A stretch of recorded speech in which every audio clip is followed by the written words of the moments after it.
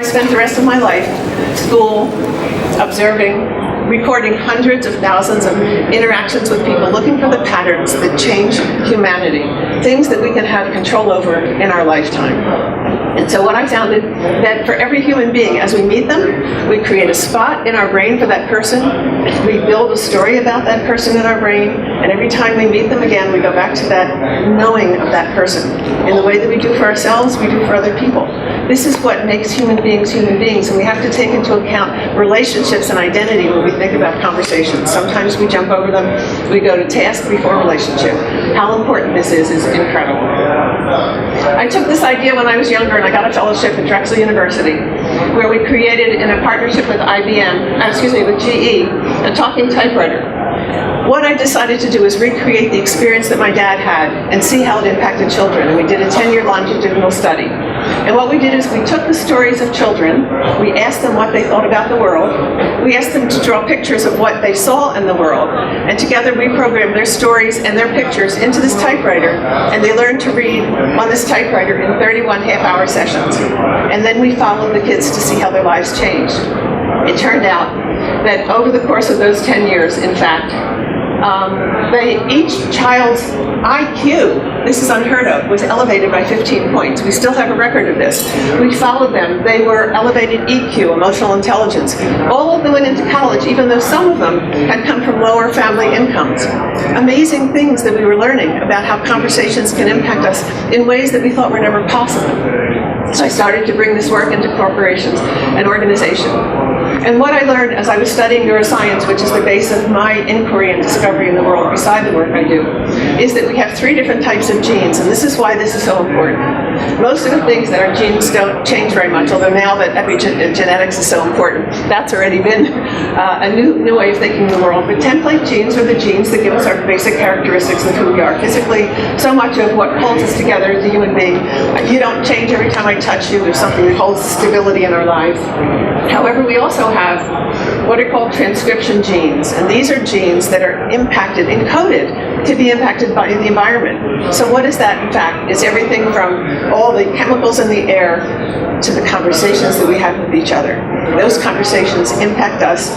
It creates new messaging inside of us. And believe it or not, when we give birth to babies, those babies can carry those new genes forward. That's how it works. The last and third most fascinating gene is a regulatory gene. So this is the FOXP2 gene or language gene. And so these help us downregulate parts of our brain. In fact, language is created to help us utilize parts of our brain that we don't always think about using through conversation. So this is what spurred this work and really had such an incredible impact on me. So here's what happens when human beings are connecting with each other. There's an energy field, there's a chemical shift that happens inside of us, and as we interact, that's either going to open up our brain, light up our brains, or close it down. It's game-changing, and part of what I've been looking at are the conversational rituals that people do with each other. Everything from the old rituals from 6,000 years ago when I was on a Neolithic site and looked at caves and saw how the pictures and the drawings that were put in the caves were done so that young boys, when they were 13, could be walked through by the adults, given a new picture of reality, and that becomes how they become an adult. So that's imprinting a child's brain to think like an adult, just through the passage through a cave of a story. So conversations are rituals that transform our DNA. How can leaders transform with CIQ? How many of you know Burberry? So Angela Arntz became the CEO of Burberry. I worked with her for 20 years in different companies that she's been in. At Burberry, she had a challenge to transform a 100-year-old company. What she did is applied learnings that came from, and I integrate lots of sciences, what we know about healthy cells and unhealthy cells. Unhealthy cells are cancer cells. I was diagnosed with cancer September 11th, 2001, exactly when the Trade Center was being attacked. I have to take a breath every time I say that. My husband became he's a researcher around cancer. And what he learned is applying to the stories that I'm talking to you about now. What Angela did, if she realized that dialogue, and you've heard about dialogue today, is one of the most important things we need to do. But in unhealthy cells, the immune system watches the little flags that are being sent up by the little cells to say, help, need your help down here because we have a problem. In unhealthy cells, you don't listen to the other cells. In healthy cells, we respond to those flags. We bring them into the immune system. Angela Arntz decided to bring everybody into the culture as she joined this company and wanted to create an energetic field around it so that the center of the company was the brand and how everybody had a hand, and they knew how they had a hand in developing that organization. Another thing that Angela did is she said we have to handle the needs and aspirations. You heard the word aspirations. The needs and aspirations of everyone. And so she created coaching throughout the whole company where people paired up with other people to learn how to work better, share ideas, open up the space, and create a bigger space than what was in Burberry before. It was very small and narrow. They knew what they did and they did it well, but it wasn't enough for the world around them. And the last thing Angela did is that she had people think about how entrenched they were in the past and how important it is to keep their eyes open and look out into the world and adapt to the world that's changing. And so she had ideas come pouring out of her organization to do things like have a website that millions of people could go to around the world and become talking about not only about Burberry, but all the things that were important to her Burberry clients. Nobody had ever done that before. She's the one that brought the Apple little phones into her runway shows, and they were broadcast around the world instantaneously to everybody. Nobody had thought about that before. So she tried to look at what's happening in the world and bring it in. Another person, another company, New Age Entertainment, small little company that was only $15 million in Hollywood, spin-off of Disney. They had a lot of ego in the company. Everybody wanted to work with Spielberg. It was very, very complex, ego-driven environment. What did New Wave do? Applying some of the same principles, creating an environment where everybody can have a voice, bringing together the greatest talent, and having them show their talent to each other and display it so that they knew how to work with each other. When I was 14 years old, I came up with the concept of integration plus differentiation equals generativity. It turns out that this is an energetic principle of the world. Integration, integrating into a whole, learning how to differentiate. The I's inside the we is what makes so much importance. That activates our thinking, it activates our innovation, it activates generativity in the world. New Wave did this. They became the darling of Hollywood. Did you say that integration plus? Yeah, integration plus differentiation. So helping people differentiate, finding their identity inside of a whole. This is why we get the storming, the norming, storming, forming, or the forming, storming. Norming is because we don't focus on the identity, bringing people together to get to know who they are and to honor and respect each other. Instead, we call it conflict. The last one is Clairol. Clairol was going out of business. They were a hair dye company. They decided to change one word, and changing one word changed the future of that organization. They went from hair dye to hair color. And they built 7 years, which I worked with them around, is redefining what color is in the world. No one had ever done hair color before, and Clairol did it.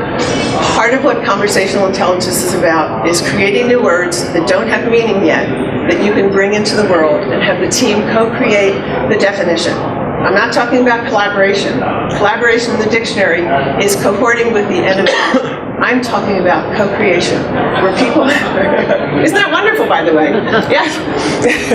That's why we have Wikipedia, or I call it Wikipedia, but Wikipedia, because it's a way to create new words with new definitions that we co-create. Human being feels attached to the identity that they create with others, and we have to honor and respect that in our conversation. So conversational intelligence is the hardwired and learnable ability to connect, navigate, and grow with others, a necessity in building healthier and more resilient organizations in the face of change. Let me show you some things that also influence conversational intelligence. Something that has to do with spaces, forces, and levels. Turns out that human beings are 99% like rats. So why is that important to know? An experiment was done by taking a family of rats, dividing it in two, and putting half in a small space and the other family half in a larger space. What do you think happened in the small space? Anybody? Conflict. Bigger than conflict. Fighting, killing. Killing.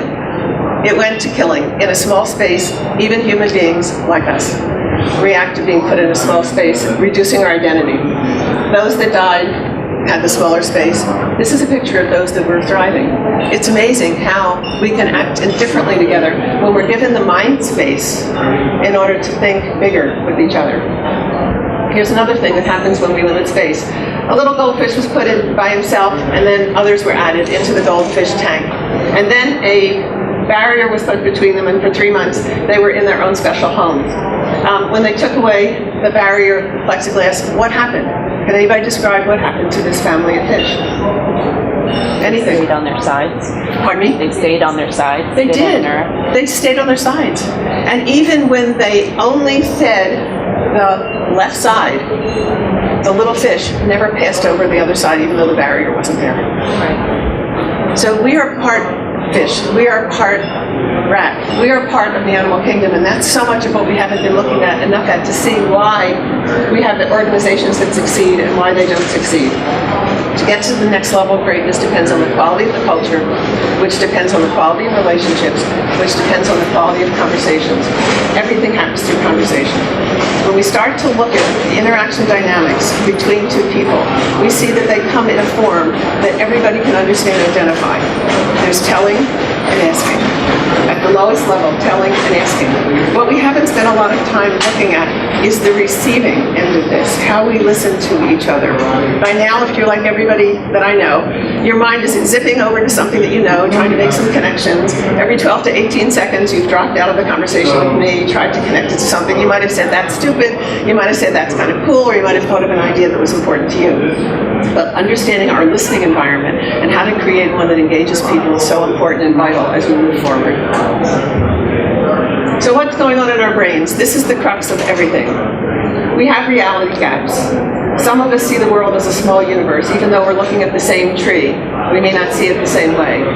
We focus on that and see it with everything that's in our mind that we've collected over the years to help us interpret what this tree really means to you and what this tree really means to me. Some people have a sense of a big universe. Some people have a sense of a small universe. How we focus our attention and then how we learn to communicate the gaps that we have in our realities is critical and vital in order to sustain a healthy world and to activate our conversational intelligence.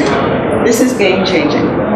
Most of conversations as a result of this try to deal with the gaps between reality. We talked about conflicts. A lot of conflict is because we see reality in different ways. What do you see in this picture as an example? What is this? What do you think might happen? Steve? I know it'll happen, so I'm not going to say. You know it's going to happen. So who doesn't? Anybody, what might happen? What's our prediction? You can take a risk today. No judgment in this room. The wolves might jump on the polar bear, and the polar bear will probably crush the wolf. That's what we usually think, because everything that we've learned is what we bring to bear. But this was taken by an incredible photographer, and what you couldn't pick up from the picture is the signals that the two were sending to each other, that were telling each other the nature of the relationship they were going to have. In fact, the bowing down that the husky had is a different signal, even though his mouth was open, and the polar bear picked it up, and this is what in fact happened. And they went on and did this dance of generativity together for quite a while, developed a relationship. The 1,600-pound polar bear actually defined his relationship with the husky. And so they went on for the next couple of days visiting with each other. How many of our relationships at work are built on collaboration, cohorting with the enemy, with that underlying fear that in fact something might happen, I might be giving up, I can't be transparent, somebody's going to win, somebody's going to lose. That's how we're hardwired. We've been built that way, but now we're in a time as innovation becomes so important for us to step over and around and move from what I call level 1 or level 2 conversations to level 3 conversations. We have to understand that we all go up on the ladder of conclusions, and many of us have been studying about biases. How many of you read about biases? All right, big part. When we're in a biased state, our mind doesn't see a lot of things around us, even though it's very much in front of our very eyes. And so we end up making stuff up and believing it. We end up forming tell, sell, yell syndromes, where we tell somebody what to do. They don't do it. We try to sell them with everything that we know about why it's important. And generally, if we're conflict averse, we don't yell at them, we yell at someone else. We often fall into what I call addicted to being right. How many of you have ever found that that is a part of your persona? If you haven't said yes, you probably are deciding that it's not a good, transparent place for you to be honest with all of us. It is the way we are. And so what's going on, and what do we need to know more about? We now know that We have 5 brains, not 1. It now is really important to note at the moment of contact, all of those 5 brains get activated, some more quickly than others. The fastest brain is the heart brain.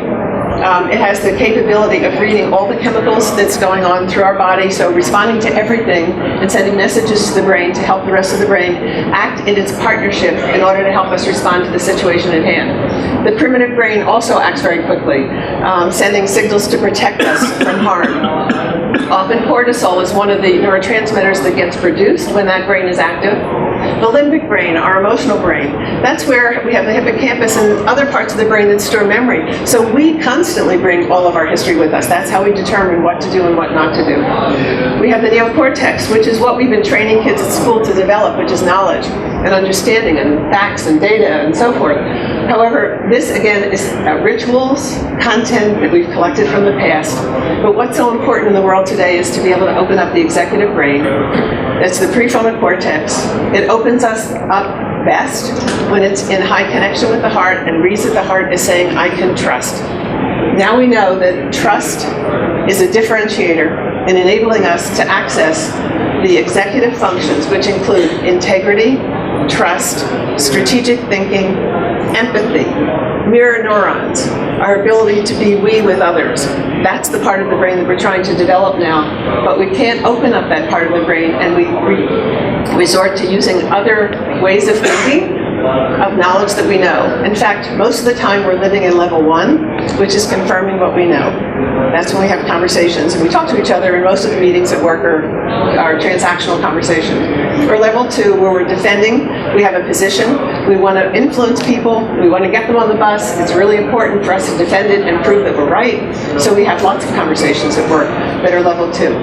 Level 3 conversations are the ones that require us to be transparent, open, willing to be influenced, listening to connect, not reject, asking questions for which we don't have answers, which is where discovery lives. So level 3 is our opportunity to dive into the world that we don't yet know enough about and bring it in, rather than defending what exists. The distrust and trust networks are beautiful in the brain. They were designed to, again, protect us and also help us open up to others. Distrust is located in the lower brain, the primitive brain. Trust networks are located in the prefrontal cortex. This is some work that Angelica DeMoca, Fox School of Business, has been doing with lots of people. And in fact, Angelica says that much to our disappointment, both can be acted at the same time. Both can be activated at the same time, which means that we live in uncertainty frequently in the workplace, at home.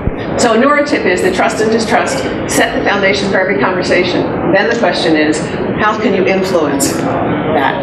How can you influence that? We now know that time is a factor. Some things respond very quickly. In 0.07 seconds, an impression can be made.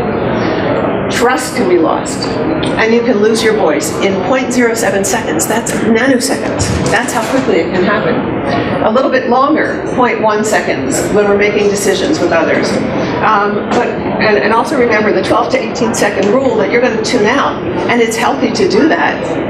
It's healthy if you use it to help connect to what you know. It's unhealthy when you use it to judge the world around you, because people feel that judgment and it lowers our ability to connect with others.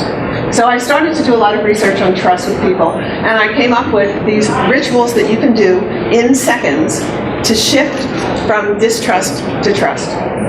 So one of the things you can do is transparency. Working with teams, we talked about how to create a transparent workplace. What could you do? What information can you share? You could have a 10-second conversation with someone, giving them information that they've been waiting to have from you, and that can totally change and shift the mindset of that person if you continue to build on the trust rituals. The next one is to focus on relationship before task. Make sure that you have an established identity with that person so that they feel that they're in a good place with you. Because if they're not, people need to know where they stand, and if they don't feel that, they're going to have cortisol spewing in their brain while you're talking, and it's going to be influencing how they interpret what you're saying. Live in understanding. Understanding means to stand under the same meaning. And so when we share the same understanding, it means that the words we use are similar. Now, you could say, I talk to my team all the time, they know the words that I've used. Well, I gave an exercise to an organization that called up to say, how do we get immersed in your work quickly? And I said, do this. I want you to take the word success, put it in a circle, put 12 spokes, and define what success means to you. Each one of you individually. And then get together in your team and share what that word means to you. And then I had a webinar with them to see what the experience meant and how they felt and what it did differently. And each one of the 5 teams had the same experience. They said, we learned more about the people on our team than we ever knew. We always assumed that success was shared when it wasn't really shared. So I talked about double clicking, which is one of the conversational rituals that enable us to get deeper into what people really think. Take a minute, ask an extra question. Say, what does that really mean to you? These are things that you can do in seconds, not hours, not years, because we talk about making change happen. It's not years, these are seconds. And it alters the course of events in an organization. And truth-telling is the most brilliant one, sometimes the hardest, because most people are conflict averse. Some people are conflict averse, and they push against others. To stop the conversation, they are assertive, and they move against others. Other people are conflict averse, and we pull away, and we become silent and don't speak. And other people freeze or appease. All of us have some form of conflict aversion, whether we're the tough ones that move in, or the ones that pull away. Truth-telling is to say, I've identified a reality gap. It's something that I think we might see differently, so using the language of conversational intelligence, we may not see the world the same way. Let's talk about it. Alleviates the need to pull back or push at others and create conflict in an organization. So what does this all do for human beings? Well, what it does is it starts to produce a different type of conversational cocktail inside of an organization, inside of a team, and inside of a relationship. Every time you and I connect, and we feel that, our eyes connect and more oxytocin is produced, I'm feeling something really good about you, and I want to store that and remember it. And so I have that little spot in my brain that now has your name on it. What's your name? Yes. Sorry, Sam. Sam. Yeah, no, I'm looking right at you, Sam. And as we look at each other and our eyes connect and I feel a sense, and we start to feel, as you get more sensitive to these signals, and most of us are very sensitive anyway, you start to feel the difference in your heart, right? If I put up my hand and touched your hand and shook your hand, I would activate more levels of those oxytocin, and I'll remember you in a good way, especially if our conversation flows well. So every conversation has a cocktail. It's cortisol at one end, it's oxytocin at the other end, the two balancing out the trust network and distrust networks. And part of this is what creates epigenetic changes to zero back in the beginning. As we start to learn how to have better conversations that open up our brain, and we start to mark the patterns of those conversations, the architecture of these conversations, something starts to repave our brain's design, and we are able to do more of these kind of conversations in the future. This is vital for any innovation to occur in organizations. And so conversations shape reality. We either close down or we open up. Many of the things that cause us to close down take only 0.07 seconds to happen. Some of those are threats. Threats like tone, feeling hurt because you are minimized, taking a risk and being scared about it. And what you need to do in innovation is take those risks. Feel like you're excluded from an important team. Feeling an anger that somebody might have for you. How many of you have identified any one of those that might be something that triggers you? Because part of what's important to do is start to notice those things that trigger us most and begin to build some type of barrier between you and that threat, and learn how to double click with people so that you really find out what's happening. You're not going off the ladder of conclusions. Territory is a big one, especially if you've had it taken away. New people come in on a team. You now feel like you have less importance in the team. And a lot of times we don't realize that we need to reset that in a really critical way to build relationships back around the new territory. And status, of course, is something that flips most of us out. So this is what's happening when we look at each other and when those connections are either made or not made. Inside our brain is a place that registers like me or not like me. It actually activates right away, and somehow conversations where we connect with others, where we find things in common, where we start to explore areas that where we can work on, overrides the not like me and enables the brain to open up. In 0.1 seconds, we do more sharing, and when we do more sharing, there's actually a place in the brain that registers sharing. So there was research done with kids that tweet with each other and send messages, and they actually had the fMRI on their head when they were doing it, and they actually saw where this particular thing is in the brain. This is a sharing spot in the brain. That's why everybody's doing it. It's kind of like feeding, endorphins to us. How many of you have gotten some of that addiction? Like, it's really hard to sit here and not be on your phone addiction. Yes? Okay. What happens is that you can see the two brains starting to mirror. We actually can begin to feel when somebody and we are in connection, where we're really connecting and syncing. Our mirror neurons get activated. They're in the prefrontal cortex. When that happens, and this is me speaking, it was always called in my family Judy's world because I made up stuff that sounded a little odd. But what I do believe is that when we do this, I'm actually being able to register you in so many ways. It's like I'm taking your energy and mapping you in my brain in a bigger way than just the superficial things that we do at work. And when I do that, I know you. I know the world that you're living in. And I know how to think differently with you if we're having that connection, that mirror neuron connection. On the other hand, by the way, neurotip is we connect, we bond, we trust, more oxytocin, elevated CIQ. And if we listen to connect, not reject, it's one neurotip that if you take home and experiment, listen to connect, not reject, and watch what happens in the difference in your relationship with the people in your workplace. Not judging, but connecting. This is what happens when we're not. Rejection is one of the most horrible things for human beings. We feel like somebody's turning away from us when we're not really connecting, when something's wrong. We begin to feel that, not like me. It reduces the ability to share. We want to pull in. We're not transparent. We're not vulnerable. More cortisol. We now know that a high jolt of cortisol, an amygdala hijack, can have a 26-hour shelf life. So if somebody looks at us horribly and we feel that and we are now thinking, oh, my job is at risk, it may feel like just a moment to the boss, but it's not to the person who's receiving that jolt. 26 hours of cortisol spewing in your brain, making you feel worried. And then when you go over to somebody and say, I've got to talk to you about this, you're my friend, can you help me with this? My boss just said something. Isn't he awful? Can you believe that? And what do you say? He's awful, right? He's awful, right? So now we just bonded. I'm feeling great oxytocin with you. We're now buds. But now it's also reinforced a little bit more about my boss. And so this is what's going on in conversations every day. We're not just talking about information, folks. We're talking about relationships. That's the underpinning of almost everything we're doing with human beings. If we acknowledge it and we master building relationships and strengthening them, it's going to change your life. So, as we come to the end, when human beings connect, when they connect deeply, when they're able to open up the prefrontal cortex and the heart connection, and we feel trust, we now know that there's an energetic field that almost looks like this that builds between two people. And all of a sudden, it's a sense of security. It lowers our fear about the world. We know now that we're grounded and we have people that we can work with and people we can trust. When that happens, as conversations move from resistor to skeptic to wait and see to experimenter and to co-creator. And part of what this work is to move people into that experimenter, co-creator place, because the world is changing so rapidly. Those who go there and help build trust in environments where people can go there without feeling judged are the game changers in the universe right now. And our tip, listen to connect, elevates CIQ dramatically. And so now we know that conversational intelligence, in the background, there's like a conversational dashboard. As you work with others, find yourself and notice when you're in level 1 where you were just confirming what you know. If it's an important transformational project that you're working on where you know you need to engage lots of people to take risks with you, level 1 is not going to work.